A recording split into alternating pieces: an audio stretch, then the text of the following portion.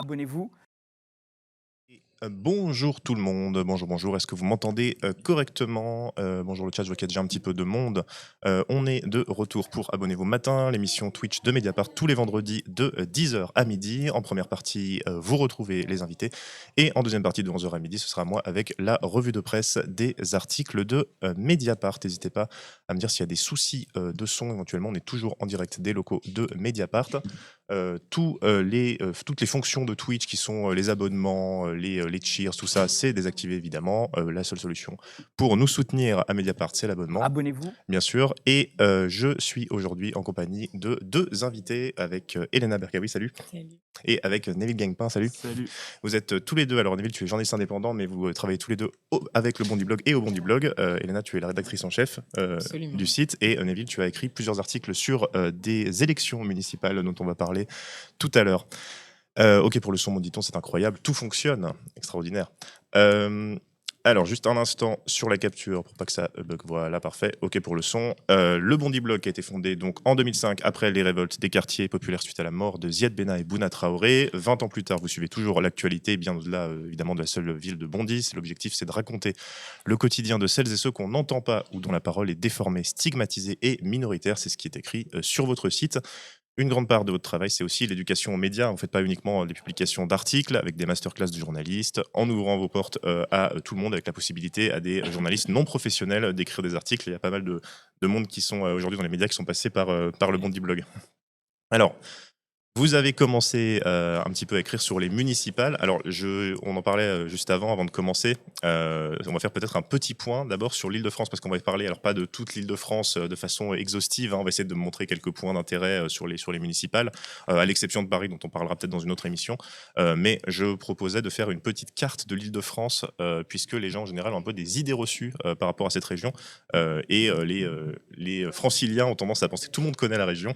Donc on essaye un petit peu de revenir sur cette région. Alors, normalement, la capture ne fonctionne pas. Et voilà, je l'avais deviné. Hop là, je vous remets la carte correctement. Voilà, vous avez en gros la région Île-de-France, qui est partiellement, je suis désolé si votre ville a été coupée hors du cadre. On va hop là, réduire un petit peu. Voilà, très bien. On va essayer un petit peu de revenir là-dessus avec cette carte. Alors, Elena, est-ce que tu peux un petit peu nous présenter rapidement la région, ce qu'on appelle les différents départements et un petit peu comment c'est construit aussi politiquement. Je vais essayer de montrer en même temps que tu expliques avec le curseur. Ouais, c'est assez dense. Je pense que schématiquement, déjà, on peut dire qu'il y a quand même une séparation géographique, on va dire, si on vulgarise un peu, entre l'Est, qui est le plus à gauche, on va dire, et l'Ouest, qui est plus à droite. Les Hauts-de-Seine, c'est un département qui est bien aux mains de la droite depuis des générations et des générations. Depuis au moins 45, je crois, si je me souviens bien. C'est ça. Avec quand même le 92, c'est un département qui est intéressant parce qu'il y a des bastions communistes historiques aussi. Il y a des villes dont on se souvient plus, mais il y avait des grosses usines et il y a aussi une grosse histoire communiste là-bas. Il y a des villes très pauvres comme par exemple Gennevilliers qui cohabitent dans le même département que Neuilly-sur-Seine. Et d'ailleurs, c'est intéressant à cet égard de regarder parfois les taux de HLM qu'il y a dans une ville ou l'autre. Voilà. La Seine-Saint-Denis, c'est le département historique de ce qu'on a appelé la banlieue rouge. Voilà, donc il y a cet hypercentre, il y a des zones un peu plus périphériques et des zones même assez rurales, Hmm. finalement, notamment en Seine-et-Marne, avec des enjeux d'ailleurs qui recoupent un peu ceux d'autres régions avec la montée de l'extrême droite. Ouais, parce qu'on a souvent une image très urbaine, on se dit de loin, ah, c'est uniquement de la ville, mais c'est pas le cas. Ouais, Hein, mais ça, c'est parce que vous lisez pas des auteurs comme parlent de ces banlieues villages, quoi. Oui, les banlieues à la campagne. Les banlieues à la campagne. Qui existent aussi. Oui, c'est ça, tu disais aussi, des zones plus rurales en Seine-Saint-Denis qui sont plutôt proches du département de la Seine-et-Marne. En fait, ce qu'on appelle la petite couronne, donc le Seine-Saint-Denis, Hauts-de-Seine et Val-de-Marne. Mm. Il y a aussi des zones rurales. Il y en a encore plus dans la grande couronne, donc Val d'Oise, Yvelines, Essonne et Seine-et-Marne, mais ça existe aussi en petite couronne. Il faudra le prendre en compte dans ce qu'on va expliquer tout à l'heure. Et il reste donc le Val-de-Marne, qui là aussi, c'est un département avec des réalités assez contrastées, assez Ouais. différentes. Et d'ailleurs, le Val-de-Marne, c'était le dernier département communiste qui est tombé en 2021, Après, ils ont pris des déconvenues en 2020 pendant les municipales. Ils ont perdu notamment Champigny-sur-Marne. Et voilà, c'était le dernier département communiste. Oui, donc c'était encore un bastion, puis on en reparlera aussi effectivement de l'ancienne ceinture rouge. Hein. Enfin, Mm. on peut dire ancienne maintenant parce qu'il n'y a plus beaucoup de communes Oui, on peut dire PCF. ancienne, oui, depuis un moment même. C'est un truc assez général où les bastions communistes autour des. Ah, Elena, on entend faiblement, je crois que ton micro est au max, juste le rapprocher un petit peu. Ah, pardon. Normalement, c'est bon. On devrait entendre un peu mieux. Donc, je propose, parce que là c'est très vaste, on parlera aussi peut-être plus tard de la Grande Couronne, hein, où il y a des zones rurales, où c'est un enjeu de l'extrême droite, mais peut-être un peu plus en conclusion, parce que ça a des choses qui sont un peu plus lointaines de ce sur quoi vous travaillez habituellement. Là, on va plutôt rester sur les enjeux de la Petite Couronne, et notamment, on va commencer peut-être par Saint-Denis, parce que Neville, tu vas travailler sur cette commune. Alors, est-ce que déjà tu peux présenter un petit peu la commune et les enjeux qu'on y trouve pour ces municipales? Saint-Denis, c'est une commune un peu particulière parce que c'est depuis janvier 2025 la deuxième commune d'Île-de-France en nombre d'habitants. Ça a fusionné en janvier 2025 avec la commune voisine Pierrefitte-sur-Seine. Donc c'était un peu une décision qui a été prise à huis clos entre les deux maires socialistes. Maintenant, ça donne une commune de 150 000 habitants qui est plus grande que Boulogne-Billancourt, qui était la deuxième ville d'Île-de-France à ce moment-là. Hmm. C'est une ville aussi qui est traversée par pas mal de difficultés sociales et économiques, mais qui a été communiste comme pas mal de villes de la Petite Couronne depuis l'après-guerre et pendant presque 70 ans, et qui a basculé dans les mains d'un maire socialiste aux dernières municipales en 2020. On y reviendra après sur les autres villes, je pense, qui ont basculé pendant les vagues bleues aux mains de maires de droite. Mais en fait, ce qu'on a vu un peu à Saint-Denis sur le mandat de Mathieu Hanotin, c'est ce qu'on a retrouvé dans d'autres villes qui ont été perdues par les communistes et qui ont basculé à droite. Mhm. Donc on a eu un mandat qui a été assez violent en termes sociaux. Il y a eu des mouvements sociaux dans un peu tous les secteurs d'activité de la ville. Chez les agents de la ville, il y a eu des fermetures d'antennes jeunesse, de services sociaux de proximité en fait dans les quartiers populaires. Et à côté, il y a eu une politique de gentrification un peu à marche forcée de la ville. À noter que pendant le mandat, il y a eu aussi les Jeux Olympiques de Paris 2024. Donc c'était Paris 2024, mais en réalité, Saint-Denis, ça a été un peu le centre névralgique de ces JO. Il y a eu des grands projets d'urbanisation avec la construction d'un centre nautique, enfin un centre aquatique. Avec à chaque fois des mobilisations Ouais, il y a eu d'habitantes des et petites d'habitants. mobilisations d'habitantes et d'habitants. Ça a quand même pas été des mobilisations d'ampleur sur ces projets-là d'infrastructure. Il y a eu aussi la construction du village olympique qui était un peu à cheval sur 3 villes, mais surtout sur Saint-Denis et aussi sur Saint-Ouen et l'île Saint-Denis. Et donc ça a permis un peu, bon, c'est pas des projets qui ont été amorcés sous Mathieu Hanotin parce que ça date d'avant sous la mandature communiste, mais c'est des projets qui ont servi un peu de catalyseur aux politiques de gentrification aussi de la ville. Donc sur les enjeux là des élections municipales cette année, il y a eu une alliance qui a été scellée entre communistes et insoumis, c'est ce que je racontais dans l'article. Le candidat insoumis Bali Bakayoko à la tête de liste. Donc c'est une alliance qui a été faite au niveau départemental, mais il y a eu des discussions un peu sur chaque ville en fonction des réalités locales sur qui allait pouvoir avoir la tête de liste. À Saint-Denis, ça allait un peu de soi quand même qu'il y ait cette alliance parce que communistes et insoumis travaillaient ensemble quand même depuis les dernières municipales où ils avaient affiché des dissensions quand même. Bali Bakayoko, qui était un ancien des communistes, qui a été adjoint à la mairie pendant plusieurs années. Sous la mairie communiste, il a quitté les communistes en 2017 pour rejoindre LFI qui avait été créé un an avant. Et il s'est présenté contre le maire sortant communiste. Donc il y a eu un peu des dissensions à ce moment-là qui ont peut-être joué sur l'élection. Et sur la dernière municipale aussi, c'était un contexte un peu particulier. Elle a eu lieu pendant le Covid. Il y a eu un très fort taux d'abstention, notamment dans les quartiers populaires à Saint-Denis. Et ça a permis en partie à Mathieu Hanotin de l'emporter, même si Bali Bakayoko s'était retiré au second tour au profit du candidat communiste Laurent Russier, qui était le maire sortant. Oui, c'est intéressant que tu parles de ça parce qu'effectivement, cette question de l'abstention, elle est centrale pour aussi comprendre les enjeux des municipales qui vont venir parce qu'il y a beaucoup de villes et pas que en Ile-de-France où les rapports de force ont été différents justement parce qu'il y avait cette énorme abstention et les communes qui étaient de gauche autrefois de la ceinture rouge qui depuis déjà des années se délitent au fur et à mesure, mais en 2020, il y en a quand même pas mal qui sont encore tombés, notamment dans le 93. Ouais. Elena, je sais pas si tu as quelque chose aussi à dire là-dessus, sur ce délitement un petit peu de la gauche. On verra peut-être après les différentes stratégies qui ont Ouais. été adoptées pour. Après, je pense qu'effectivement, il y avait un contexte qui était vraiment particulier avec la crise sanitaire en 2020 et que le taux d'abstention, c'était un taux d'abstention record. Je crois que ça a été plus de 20% à certains endroits en termes d'abstention. Donc, il y avait un contexte qui était particulier, mais par ailleurs, faut pas non plus se voiler la face. La vague bleue, elle précède 2020. Il y a une grosse vague bleue en 2014 où il y a quand même beaucoup de villes qui sont, qui sont tombées à droite. Mhm. Et je pense que personne ne se raconte d'histoire. Il y a aussi, je pense, que ça a favorisé certaines élections, c'est certain. Mais je pense qu'il y a eu un décrochage de la gauche dans beaucoup de villes.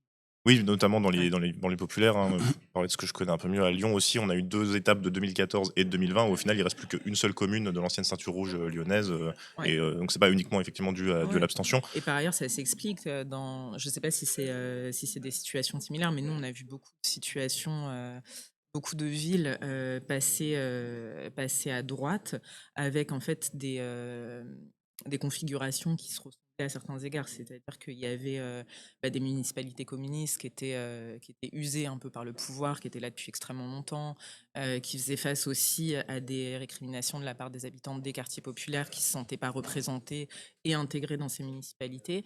Donc il y avait un peu dans certaines villes, je pense à Bobigny. Bobigny, c'est tout un roman par ailleurs. C'est vraiment tout un Ouais. roman.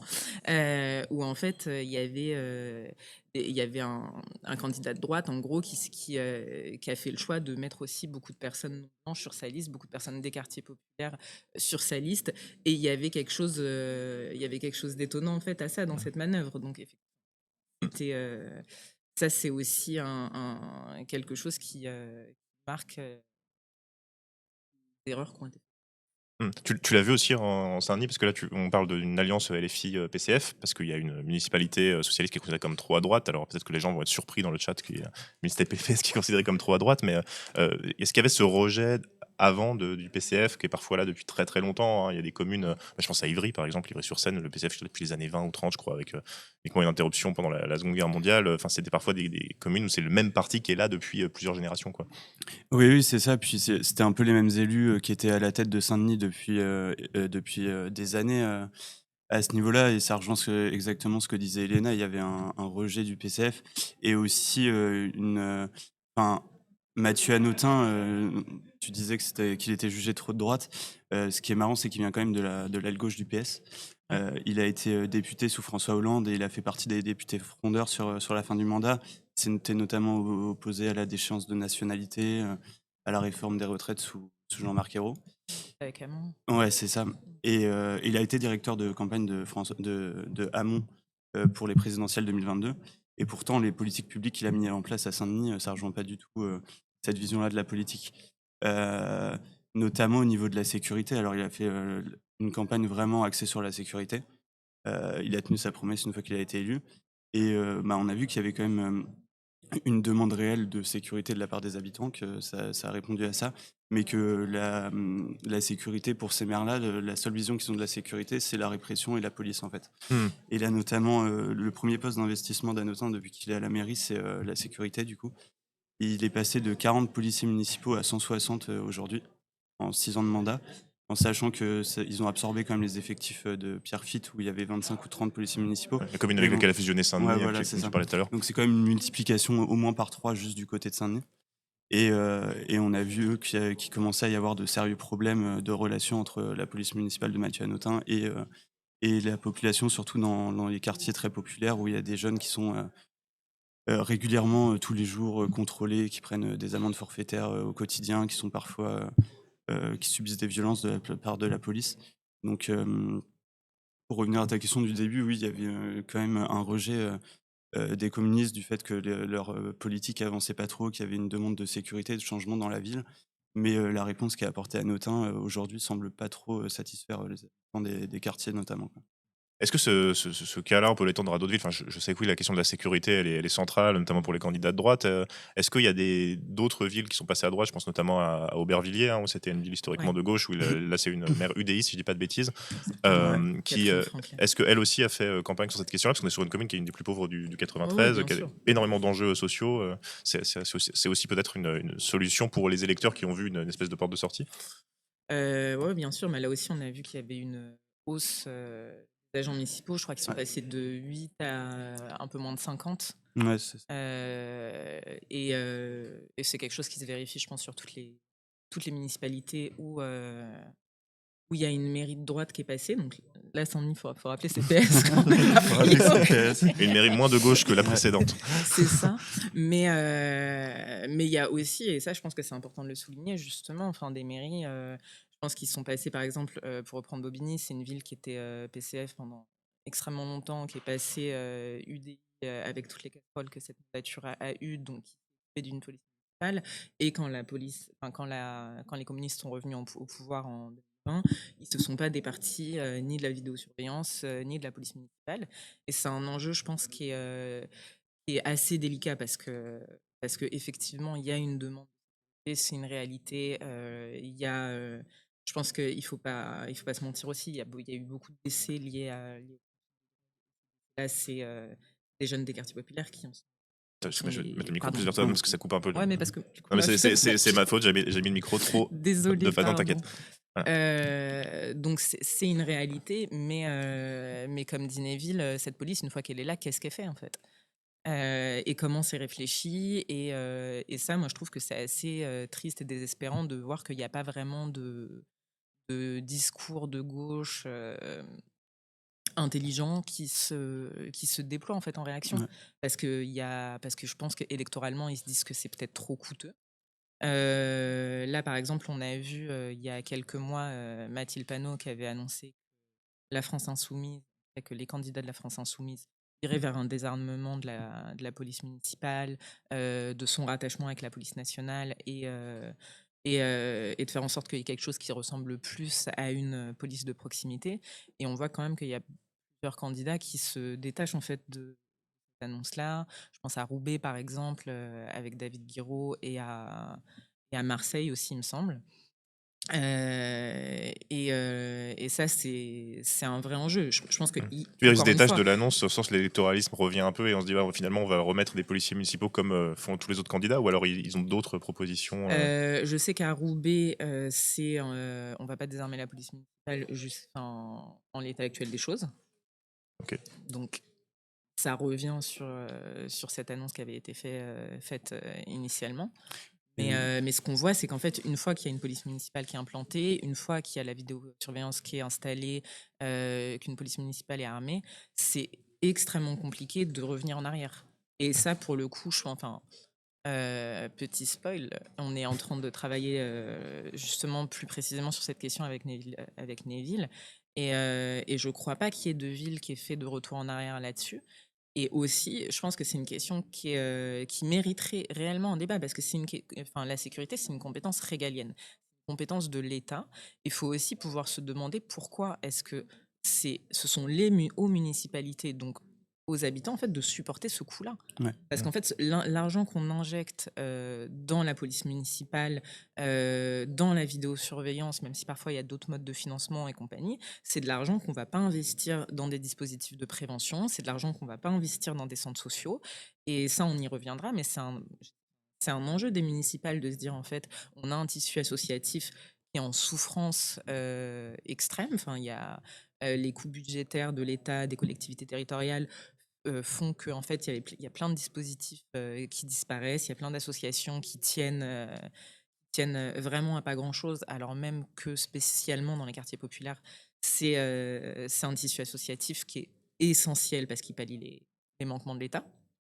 Donc en fait, il y a un vrai débat à avoir qui n'est pas là finalement, j'ai Mhm. l'impression. Ouais. Enfin, il n'y a Non. pas de...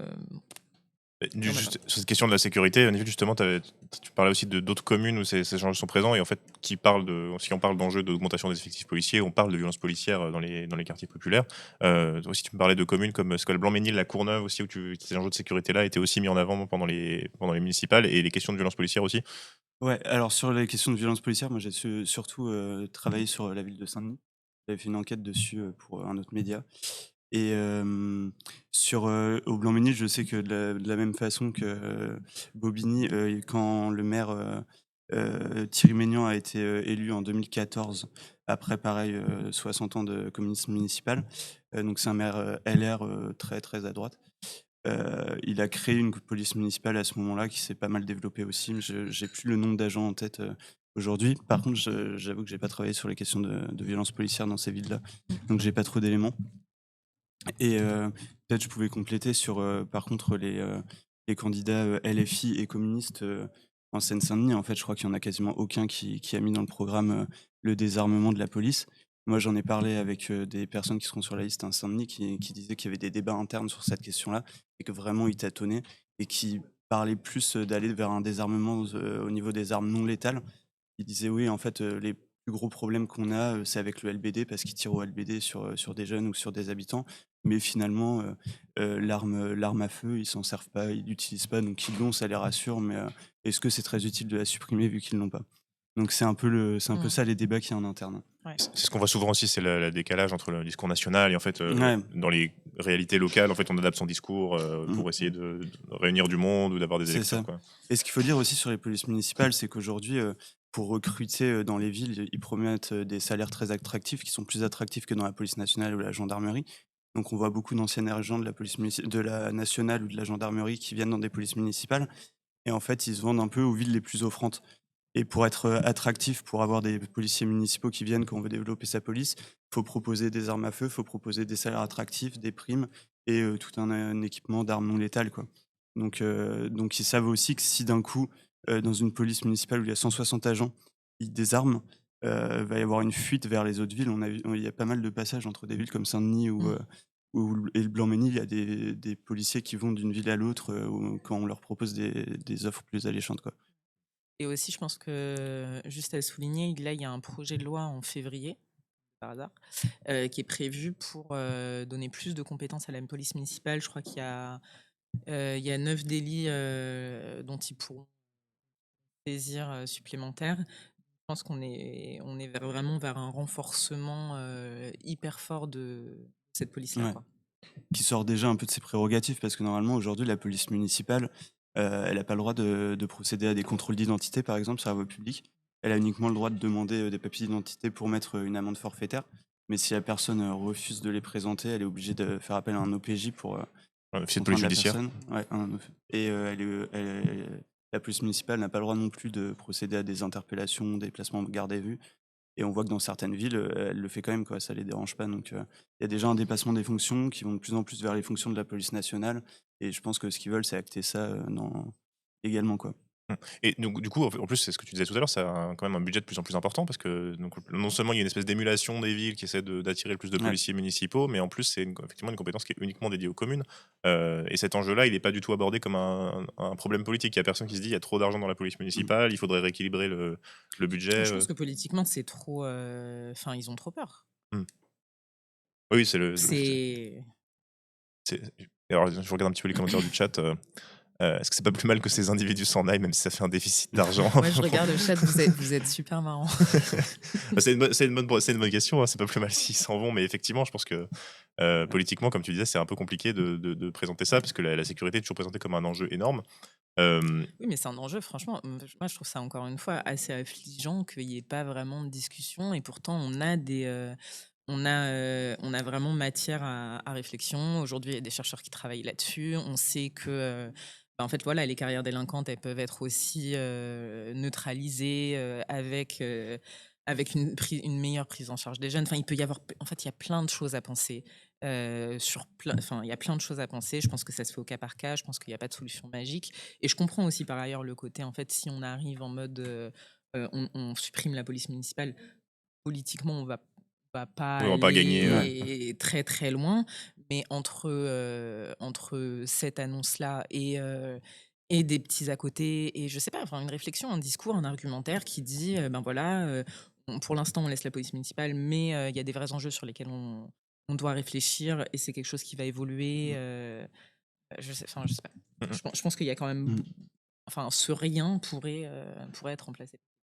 Ouais. Et une question peut-être, Neville, c'est, Exacuma qui demande: «Est-ce qu'il y a des études sur l'impact de la police municipale sur la délinquance?» Bon, on pourrait dire, est-ce qu'en gros il y a eu une baisse de ces questions des chiffres en fait du ministère, suite à un mandat d'un élu qui a, multiplié par 12 les effectifs de la police municipale? Est-ce que ça change quelque chose en fait sur le terrain? Alors j'en ai pas en tête, mais je sais qu'à Saint-Denis, du coup, il un des chevaux de bataille, de la police municipale, c'était de lutter contre le trafic de cigarettes de contrebande. Il y en a beaucoup dans plusieurs quartiers de Saint-Denis et ça, j'ai regardé les chiffres de la mairie, en fait, ça a absolument pas baissé depuis le début du mandat. Mmh. Hem Et les quartiers, il y avait des quartiers particulièrement, où il y avait des problèmes de sécurité, en gros, et ça n'a pas trop, évolué, en fait. Il y a eu un rapport, d'une élue, de la mairie, là-dessus et on a vu que, pour l'instant, ça servait pas à grand chose et par ailleurs, il y a eu un gros développement en parallèle de la vidéosurveillance. C'est passé de 60 caméras à plus de 600, à Saint-Denis et pareil, ça, il y avait une étude, qui avait été faite, qui avait été publiée par Le Monde, qui montrait qu'en fait, ça avait quasiment, aucune, aucun impact sur, la lutte contre la petite délinquance, en fait. Mmh. Donc finalement pas tant de changements que ça, mais c'est Non, aussi des effets d'annonce quoi, ouais. disant: «Regardez, on Ouais, met mais plus de c'est encore policiers». une fois, c'est beaucoup d'argent, Mmh, investi, c'est mmh. C'est c'est des but marchés publics, c'est c'est ça des acteurs, par ailleurs et donc c'est des budgets qui sont retirés autre part, notamment à Saint-Denis quand la police municipale est passée en 24 heures sur 24 parce qu'avant c'était que la journée. Ils ont retiré, des équipes de médiateurs de nuit qui étaient là pour faire, surtout de la prévention contre les rixes entre bandes de jeunes et en fait, depuis le début du mandat, il y a eu quand même, plusieurs morts, plusieurs jeunes qui sont morts dans des rixes mmh. à Saint-Denis et dans tout le plan sécurité, de la municipalité, il y a quasiment rien sur, la prévention des rixes, en fait. Sur, la question de la sécurité, pour moi, c'est un lien forcément avec un autre enjeu dont on a un peu parlé au début, c'est la question de la gentrification et qui est une question qui concerne particulièrement le nord et le nord-est, parisien. Tu parlais de Hanotin, Saint-Denis en disant qu'il y avait Mmh. une gentrification agressive. Mais en fait, c'est aussi la question de l'augmentation des prix du logement et la question du fait que les habitants quittent la ville et que souvent les maires souhaitent que les habitants les plus pauvres partent de leur ville pour que leur ville soit, mieux classée, en termes de pauvreté, en termes d'ambiance et Mmh. cetera. On peut penser à Montreuil, on pense à Pantin, Romainville, enfin toutes ces villes-là, c'est aussi des villes qui ont à faire face à ces enjeux de gentrification. Est-ce que c'est un thème qui est abordé dans les municipales? Est-ce que vous avez des exemples où c'est un enjeu, où tout le monde se dit: «C'est mieux si la ville, fait partir ses pauvres»? Mmh, là, à ce stade de la campagne municipale, moi, j'ai pas vu de candidat qui arrivait avec une critique, franche de la Mmh. gentrification et à mon avis, ce serait un peu casse-gueule électoralement parce que Mmh. parce que c'est sans doute, les populations, les nouveaux arrivants qui, en fonction de leur classe sociale et tout, sont les plus, susceptibles de voter, on Oui. va dire. Par contre, il y a des débats qui sont, connexes et qui touchent à ces questions-là. C'est, par exemple, la question du logement. Sur la question du logement, ça, il y a des enjeux qui sont monstrueux. Je pense que le logement, c'est, un des sujets les plus concernants et les plus angoissants, à mon avis, pour la plupart des habitants et des habitantes. Parce que comme tu le dis, il y a des villes, enfin, les prix de l'immobilier, s'envolent. Il y a peu, en fait, de positif, enfin, à part l'encadrement des loyers, mais bon, c'est pas suffisant. Il y a une baisse aussi, mais ça, c'est aussi national. C'est pas que, mais c'est aussi national. Il y a une baisse quand même, de la construction du logement social. Il y a une demande qui explose, et ça, je pense que, enfin, j'ai vu des maires qui avaient quand même des réflexions qui étaient un peu plus poussées là-dessus. Je pense à François Piquemal. Ah, attends, le micro s'est coupé. Vas-y, Ah, je pense à François Piquemal, mais je pense qu'en fait la question c'est comment on continue à offrir, du logement décent et abordable pour les populations qui sont en fait les populations, «originelles» entre guillemets de la ville, quoi, et comment est-ce qu'on fait pour produire, du logement social qui soit pas du logement social, Il y a différents types de logements sociaux. Pour faire simple, il y a du logement social qui est fait pour des classes un peu plus aisées et du logement social qui est fait pour des classes un peu plus, des gens un peu plus précaires. Et il y a ces enjeux-là qui se posent. Il y a aussi toujours des questions. Je pense qu'il y a quasi pas une ville qui échappe à des projets en rue. Donc l'ANRU, c'est l'Agence nationale de la rénovation urbaine qui a fait beaucoup de démolitions, où en fait il y a beaucoup d'habitants qui sont partis à la faveur de qui ont dû partir à la faveur de ces projets en rue, et qui en fait souvent face à ces grosses structures, en fait ces grosses opérations immobilières sont très démunis et, euh, et en fait sont démunis et aussi perdent quelque part. Je ne sais pas comment le dire autrement, mais en fait euh, ont accès à des logements qui sont plus éloignés, qui sont moins grands, qui sont plus chers, parce que le logement social tel qu'on le connaissait se dégrade aussi. Donc ces enjeux-là, ouais, c'est des enjeux qui sont hyper importants. Après, sur la question même de la gentrification, Oui, moi, en j'ai fait, pas l'impression qu'il y a un discours anti-gentrification qui s'élève à la faveur de ces ouais, ce que municipales. tu disais, Ouais, c'est que les c'est gens très qui local sont sinon. concernés, ils votent Mm. majoritairement, et y compris parfois des gens qui sont venus parce que les logements étaient plus abordables, se retrouvent Ouais. après à lutter contre des politiques de gentrification. Toi, à Saint-Denis, ça a été un enjeu de ce que tu as pu voir pendant ton enquête pour ton article? Au niveau des municipales? Ouais, au niveau des municipales. Oui, oui, c'est un sujet dont on parle beaucoup à Saint-Denis. Après, dans les discours des candidats, c'est pas forcément ce qui revient en premier. On n'en parle Mm. pas tellement, ça se structure pas tellement en fait. Mm.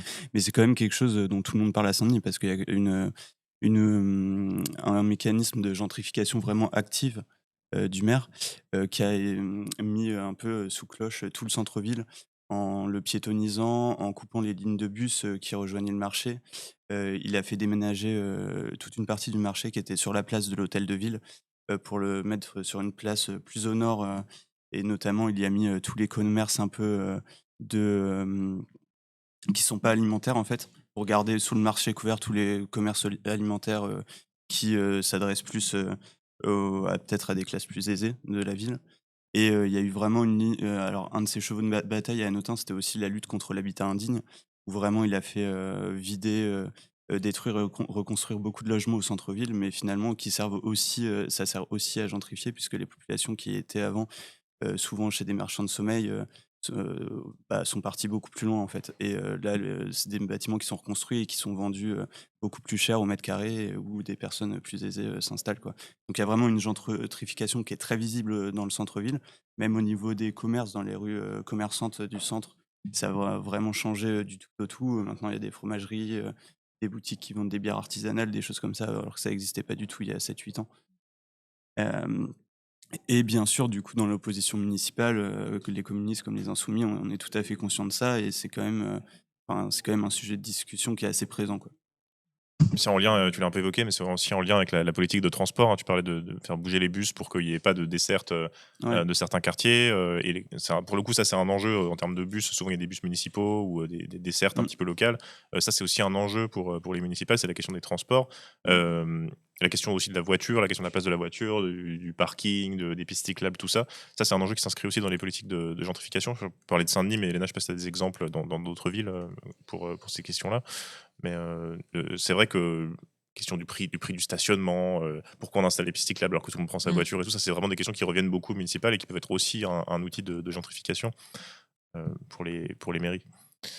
Euh, Il y a eu le Grand Paris Express, ouais, quand même, qui a fait qui Ouais, je pense que ouais. mais c'est plutôt une politique. vas-y. Je pense qu'en fait, il y a effectivement là où c'est un peu compliqué d'aborder la gentrification sur les municipales. Enfin, c'est pas compliqué, mais c'est qu'il y a aussi des dispositifs qui se superposent. Neville parle du Grand Paris Express. En fait, il y a Paris, Paris, son agglomération, les villes autour, pas tellement grandi. Il y a des lignes qui sont construites, il y a des gares qui sont ouvertes, et à la faveur de ces constructions-là, il y a des processus de gentrification et d'exclusion, d'expulsion des habitants qui sont assez féroces. Et effectivement, je pense qu'on peut citer le livre Grand Paris, les naufragés du Grand Paris de d'Anne Clerval et qui est maintenant journaliste à Mediapart, Laura, désolée, oui. Laura Vogic, à cet égard, qui explique bien comment ça fonctionne. Et je trouve qu'il est bien ce bouquin aussi parce que c'est un peu comme dans les projets en rue.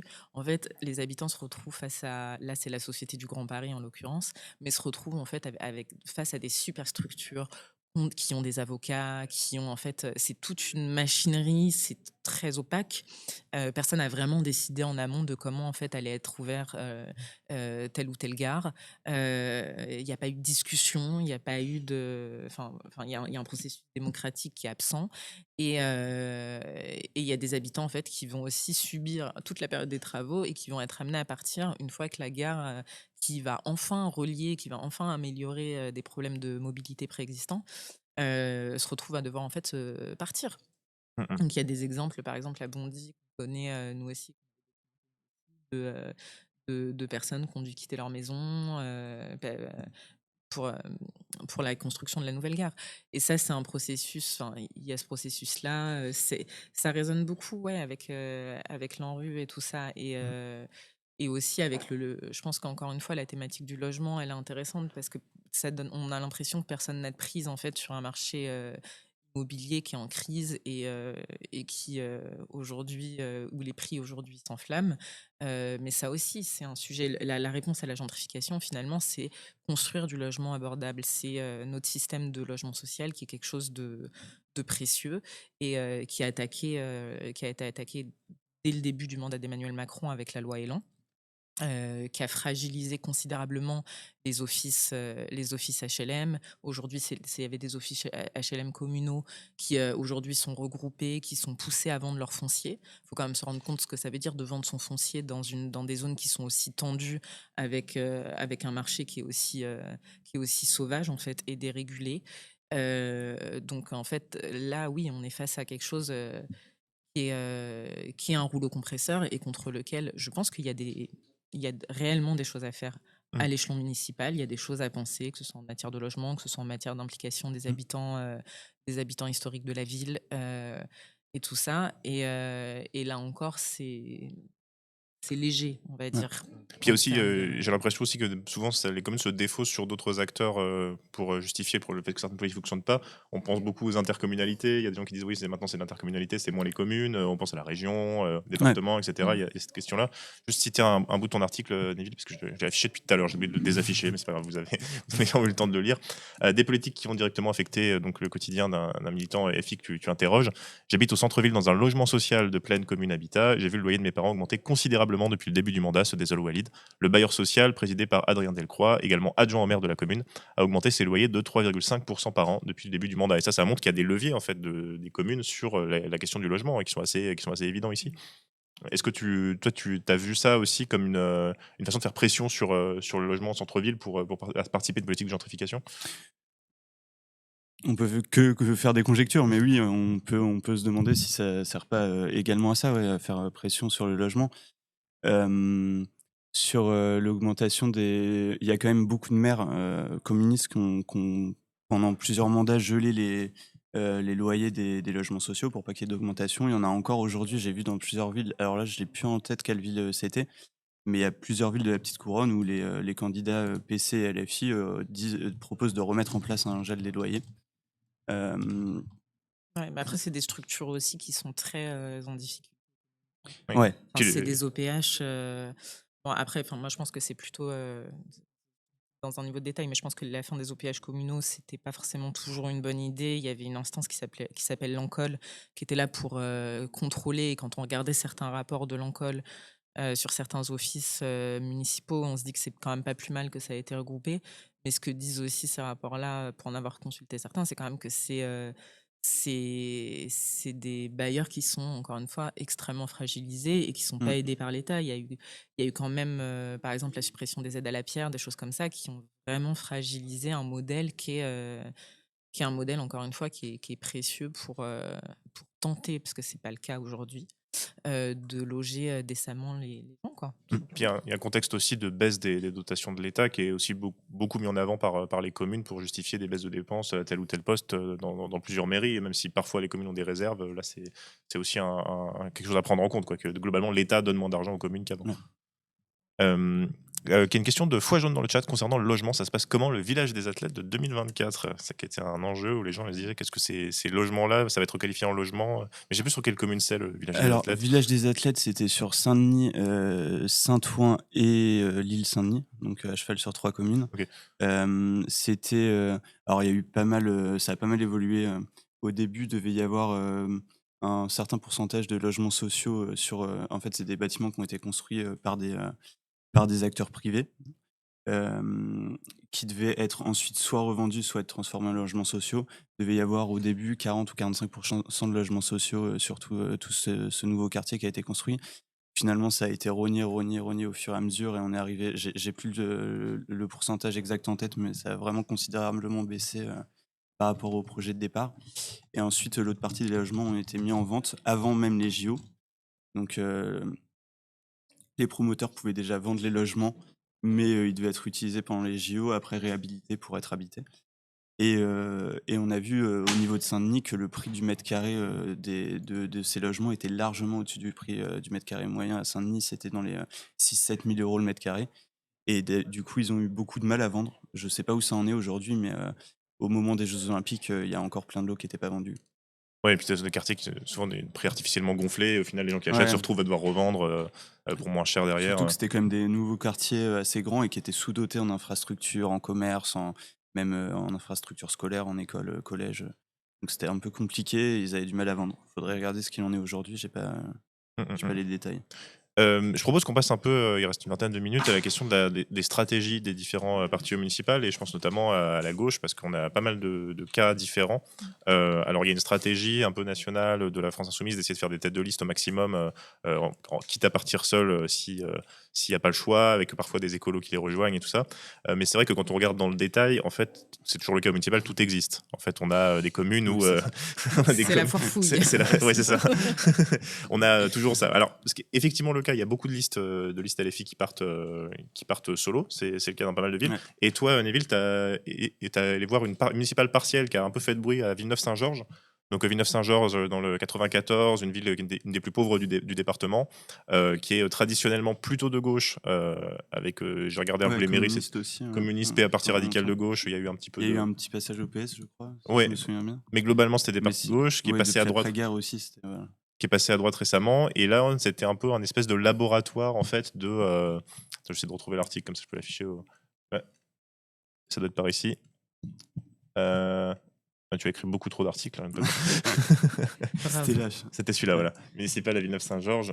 Galop d'essai pour l'insoumission municipale. Et en fait, cette partielle a été un petit peu figure de test pour la France Insoumise et pour sa stratégie de partir seul, quoi. Figure de test, mais du coup, je sais pas à quel point on peut en tirer des enseignements parce que c'était un contexte très particulier. Déjà parce que comme c'était une partielle qui a eu lieu en janvier ou début février 2025, c'était la seule élection municipale à ce moment-là. Et comme il y avait Louis Boyard dans cette élection, il y a eu vraiment le feu des projecteurs dessus et ça s'est transformé un peu en scrutin à intérêt national alors que c'est une élection municipale.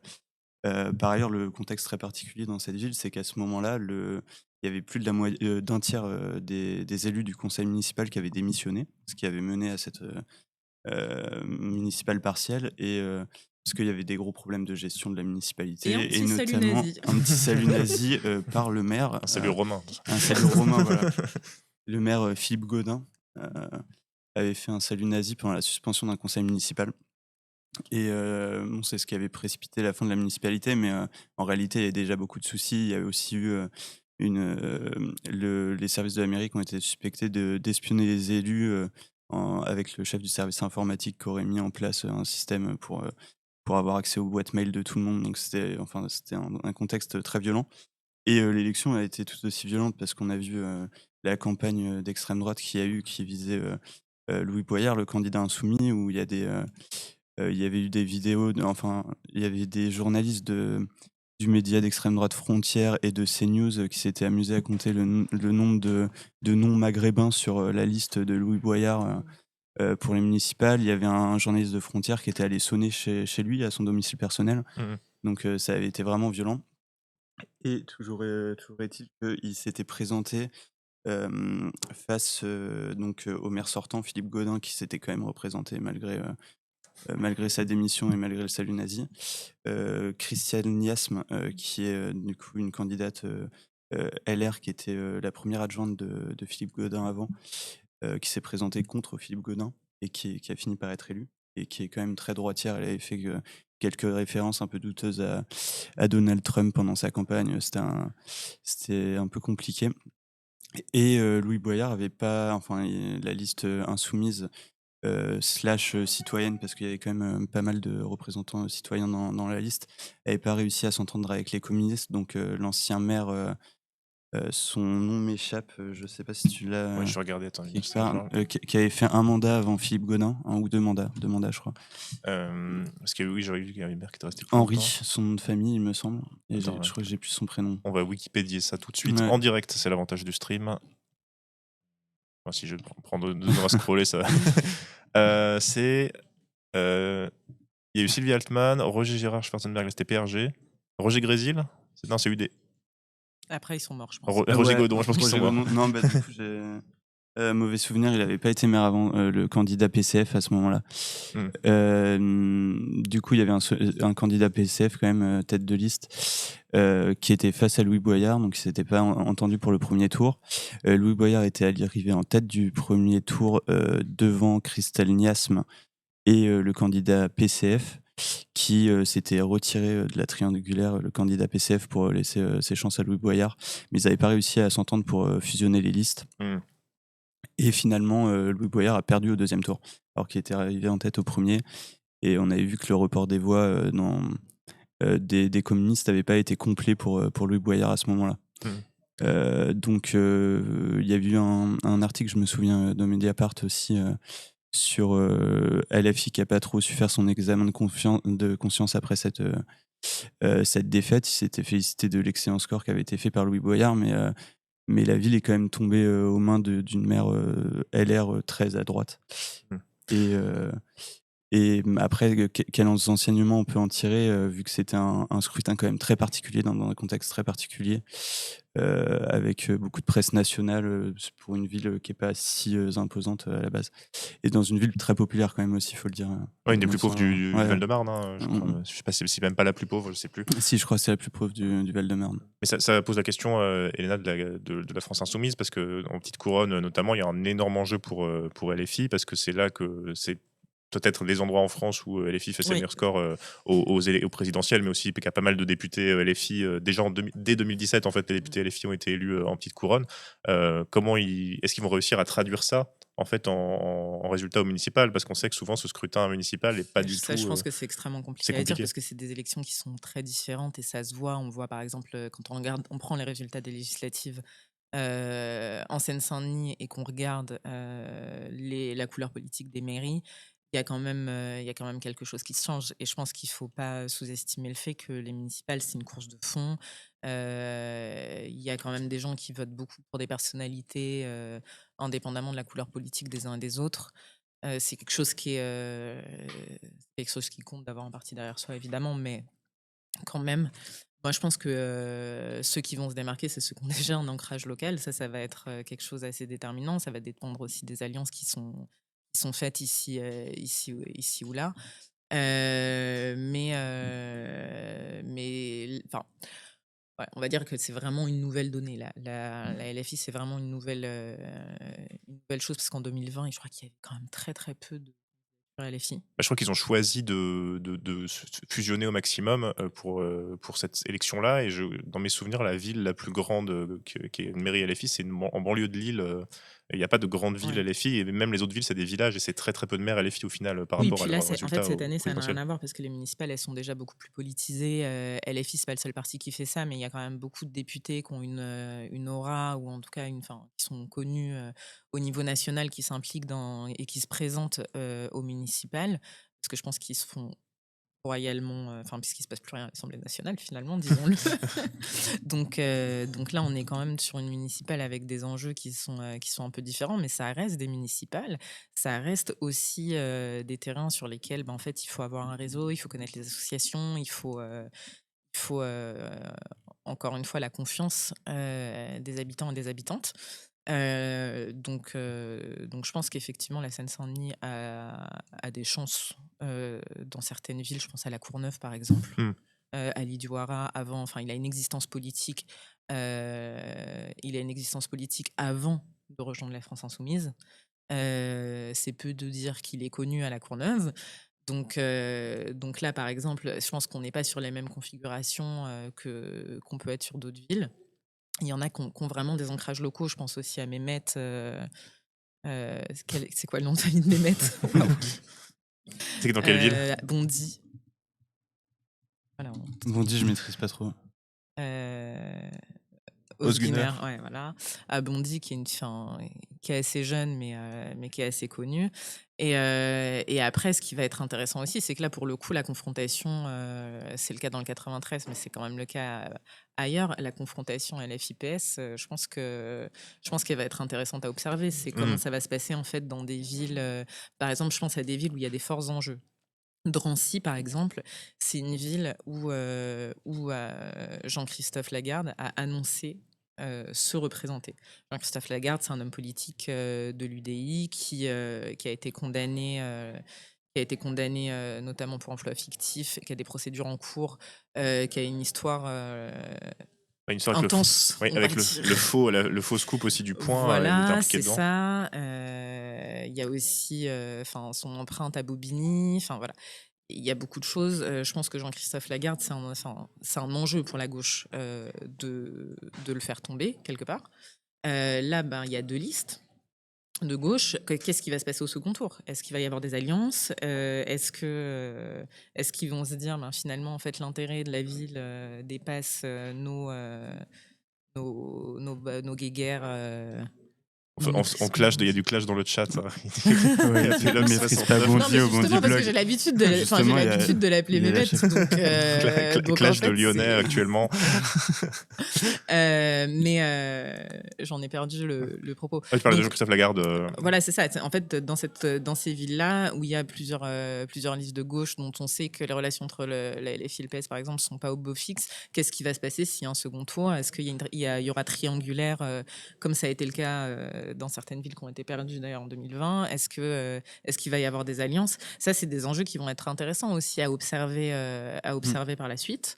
Et chacun prendra la commune qui l'arrange pour justifier sa stratégie par la suite. Par ailleurs, il va y avoir plein de guéguerres. Là, on en voit poindre parce que la Seine-Saint-Denis aussi, c'est un département où il y a eu un accord entre la France Insoumise et le PCF sur certaines villes pour justement s'allier. Pas sur toutes les villes, mais sur certaines villes. Et là, on voit par exemple qu'à Bagnolet, où il y avait un accord, il y a un peu un maelstrom parce que il y a le candidat LFI qui était censé être la tête de liste suivi par le PCF et il y a une candidate qui est soutenue par les militants locaux du PCF.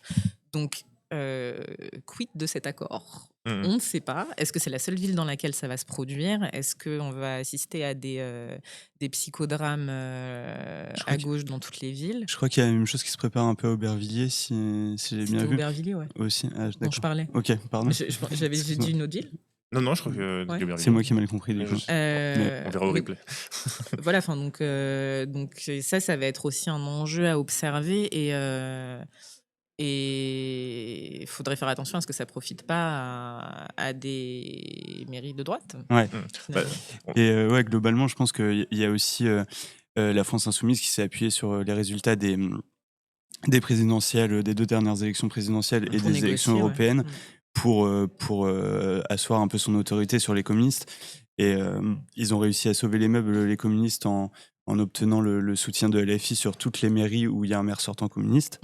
Mais en échange, dans la plupart des autres villes, c'est un accord qui est favorable à LFI, comme à Saint-Denis. Et il y a des militants locaux, pas particulièrement à Saint-Denis, mais il y a certaines villes comme Aubervilliers où les militants locaux vivent mal ce changement de registre entre LFI et le PCF.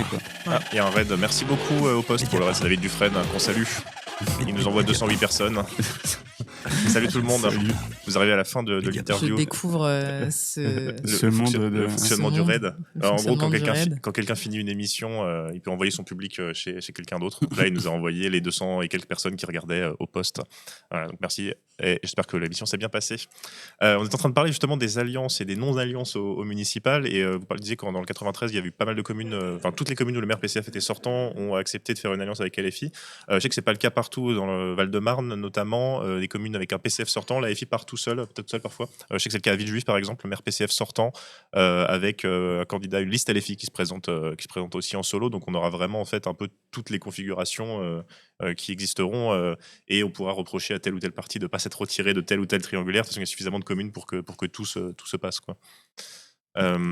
Est-ce que, alors, je dirige vers la fin, je pense que ça.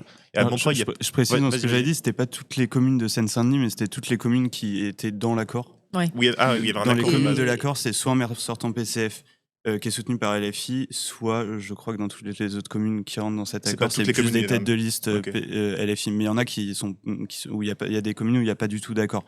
Y compris des communes Ouais, PCF. et des communes. À Je pense que Montreuil c'est aussi des notamment, communes où voilà, Montreuil, il y a peu de chances que ça tombe à droite. Donc il y Ouais. avait moins d'enjeux aussi. Oui, mais Montreuil, j'ai l'impression que c'est toujours. Oui, Il y Montreuil, a question de Montreuil, il y a bagarre de Bagnolet gauche. aussi, je crois. Ouais. Il y avait un contexte particulier où le maire PCF de Montreuil avait soutenu Alexis Corbière aux dernières législatives qui se présentait contre un candidat LFI du coup. Et du coup, je crois que les négociations étaient compliquées pour que LFI se range derrière le PCF là-bas. Ouais. Eh bien, écoutez, ce sera le mot de la fin. Il y a plein de trucs, donc je reparlerai peut-être après dans la revue de presse, parce qu'il y a aussi plein d'autres enjeux en Ile-de-France. On n'a pas parlé des Hauts-de-Seine avec la droite, qui avait des C'est baronnies. Patrice Pessac, ça le petit même, le sentier battant. Non, je crois pas. Non, c'est le CAPA de... c'est le CAPA de Twitch. C'est n'importe quoi, législative 2024 à Montreuil. On a plein d'autres exemples à donner. On n'a pas parlé d'extrême droite. C'est aussi un enjeu en Ile-de-France. Il y a des zones plus rurales. Je pense au sud de l'Essonne, Ouais. la Seine-et-Marne. Il y a aussi Mantes-la-Ville qui a été dirigée par le RN pendant un mandat entre Puis 2014 il y a des et villes en 2020. Seine-Saint-Denis où il y a des maires qui sont de droite. Enfin, tu as cité le Blanc-Ménil, mais qui ont des liens avec les équipes de Zemmour. Ouais, Enfin, voilà. clairement. Il y a des villes, je pense à Xavier Lemoine à Montfermeil, qui est maire depuis 23 ans de mémoire et qui n'est pas au RN, mais clairement, voilà. Et ça, c'est une réalité un peu partout. Ouais. Quoi. Oui, puis aussi des poches de villes un peu plus riches en Seine-Saint-Denis où il y a des maires de droite historiquement. Je pense au Raincy par exemple, c'est ce ça. genre de commune. En fait, Ainsi, Vaujour. c'est pour ça que je pense que c'était important aussi, y compris pour les gens qui sont en Ile-de-France, mais les gens dehors, C'est de très comprendre que c'est chicostre comme aussi. une espèce de contraste qui est aussi parfois effacé quand on parle un peu de l'Île-de-France de l'extérieur, où effectivement il y a des zones urbaines très populaires, mais il y a aussi des poches de richesse, y compris dans le 93. Il y a des zones plus rurales aussi en Île-de-France, bien sûr, qui ont des enjeux qui ressemblent plus à ce qu'on peut trouver dans des campagnes ailleurs, dans d'autres régions. Voilà, donc j'espère que ça vous aura intéressé en tout cas.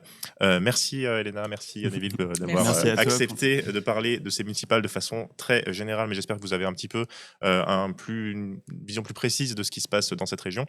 Nous, on se retrouve dans 5 petites minutes. On va continuer avec une petite revue de presse. Je pense qu'on va lire l'article sur les Hauts-de-Seine, comme ça fera une poursuite du sujet. On se retrouve donc dans 5 petites minutes, le temps d'aller prendre un café pour la revue de presse jusqu'à midi. Et merci encore à tous les deux et à tout de suite. Merci. Merci à toi.